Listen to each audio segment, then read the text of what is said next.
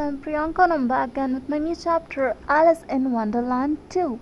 Well, the next thing Alice found out was a little cake with the word Eat Me marked on it. So she sat there and ate it up. And then guess what happened to her? She grew and grew and grew. Taller than she was before, taller than any child, taller than any grown up person, taller and taller. While Alice, which Alice would you like the best? A tiny Alice, no larger than a doll, or a very tall Alice touching the ceiling of the roof? Poor Alice! What do you think? Was she happy to find herself tall enough to reach the table and get the key off, unlock the door, or too small to get through the door? Well, she could. So that so she could do that, but do you think she would could get out of that tiny door?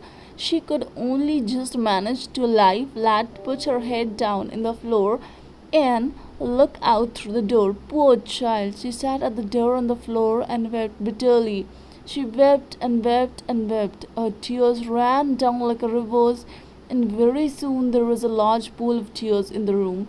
Suddenly, the little rabbit entered in the room. He was dressed up to go somewhere.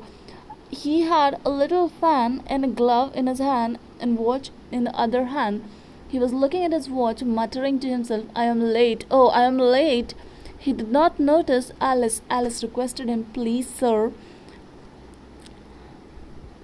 The white rabbit was so frightened at hearing the voice that he dropped his fan and gloves and ran away through the door. Alice took a deep sigh and took up a fan and began to fan herself. And lo, what happened with the movement of the fan? She got smaller, and in a minute she was just about the size of a mouse. In the pool of tears, a mouse was already swimming. Alice was also swimming with him. They came out of the pool and both were wet. There were other creatures in the swimming pool like Dodo, Duck, Eaglet. Alice heard all them talking about the party of a garden outside, and she thought a bridge from Alice in Wonderland. So the new words of this chapter are bitterly, weep in a way, show one in very unhappy. Muttering, oh, to speak quietly or in low voice, unusual when someone is only annoyed. 2. Lou, look, gloves, a piece of cloth using for hands. Sigh, breathing out, making a small, long sound, especially when you are bored.